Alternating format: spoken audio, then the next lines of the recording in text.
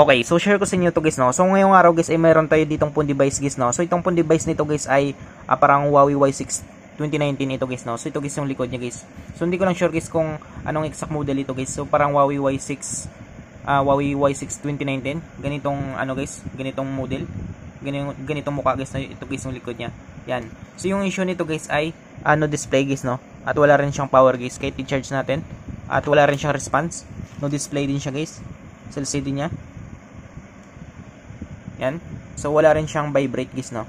So matagal na daw ito guys sa may-ari guys, no. So ngayon guys ay check natin guys yung board nito guys kapag okay pa guys, no. Yan. So wala siyang vibrate. So pwedeng drain guys yung battery niya guys, no. Yan. So ngayon lang ito guys, no, dinala sa atin guys. So ngayon guys check natin guys para malaman natin guys kapag okay pa guys yung board niya guys. So para mabuksan natin ito guys, para ma-check natin guys yung motherboard nito guys ay una natin gagawin guys ay tanggalin natin guys yung SIM tray niya. Yan. Sunod natin guys, dito guys ay pwede tayo gumamit guys ng maninipis natin guys na tools guys, no, para mabuksan natin guys yung unit nito. So sa akin guys, prepare ko guys gumamit guys ng kuko guys, no. So papakita ko sa inyo guys na kung paano natin guys buksan guys gamit guys yung kuko guys. Yan. So simulan natin guys.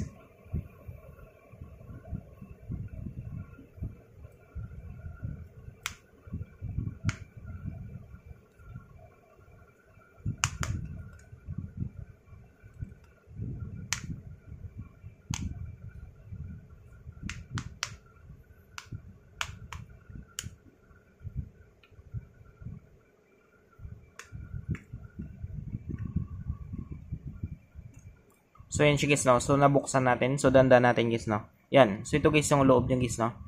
So yung ano niya guys, cover niya, so sira na rin guys. Yan. So tabi natin yan.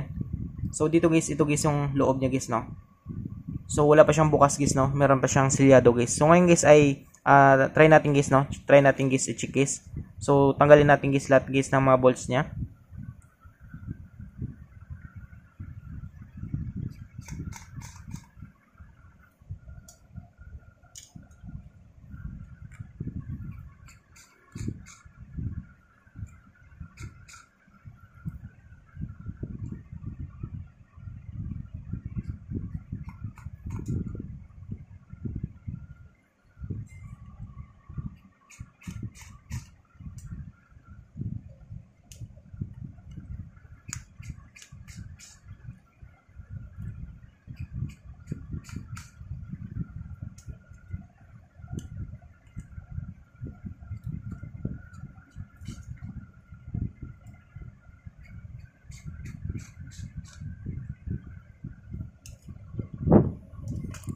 So ayan siya guys, no. So natanggal natin guys lahat guys ng mga bolts na guys, no. Tapos tanggalin natin guys yung cover ng motherboard niya. Yan. So ito guys yung loob niya guys, no. Yan. So tabi natin yan. So dito guys una natin tanggalin guys yung FPC connector niya guys or yung flexible printed circuit nito guys dito guys sa terminal niya. So tanggalin natin ito guys yung FPC connector niya. Yan. So yan siya guys, no. So ngayon guys dito natin malalaman guys, no, kapag bakit wala siyang response guys, no, or wala siyang power guys. Yan. So dito guys gagamitan natin guys ng analog tester natin. Yan. So check natin guys kung goods pa guys yung board niya guys, no.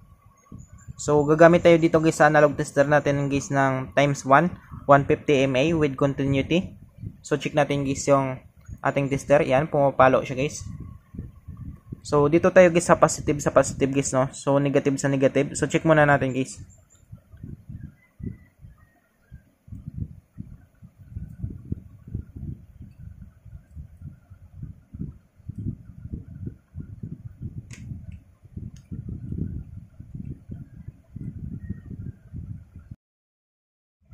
So dito tayo guys sa positive, negative sa negative guys. So dapat guys papalo siya guys, no.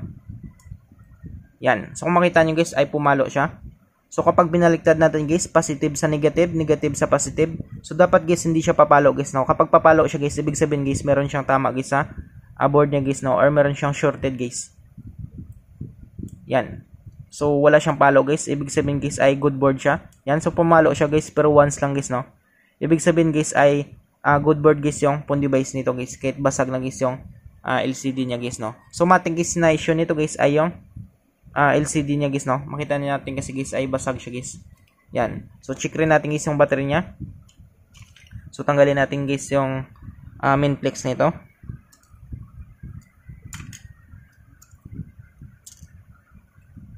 So check natin yung battery niya.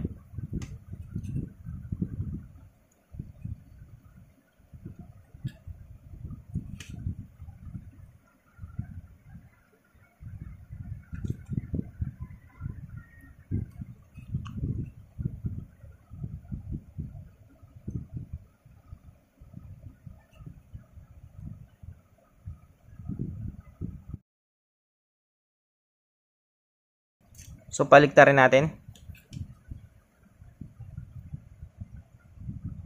Yan.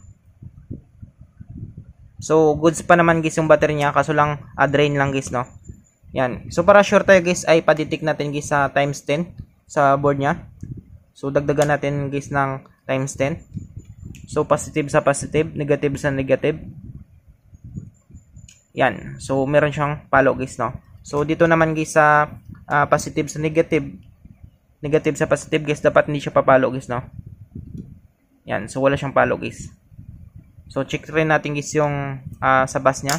Papatunogin natin. So dito tayo ulit guys sa positive, negative sa negative. So dapat guys tutunog siya guys, no. Yan. So dapat tutunog siya dito. Yan. So pagbalik rin natin positive sa negative, negative sa positive. So dapat guys ay hindi siya tutunog guys, no. So check muna natin guys yung analog tester natin. So dapat hindi siya tutunog siya guys, no. Yan. So nagtunog siya guys pero once lang guys, no. Ibig sabihin guys ay good board pa guys yung phone device nito guys, no. Yan. So matik guys yung sira nito guys yung ano niya guys, no. LCD niya guys. Yan. So ganun lang kadali guys, no, kung paano natin guys ma-check guys yung ating phone device guys, yung board ng phone device natin guys. So I hope guys na makatulong sa inyo itong video tutorial natin guys. Sa mga bago pa lang sa ating channel guys, no, huwag natin guys kalimutan guys i-click guys yung subscribe at yung notification bell button para ma-update ko kayo guys sa susunod natin guys na video tutorial. Thank you guys and God bless sa lahat.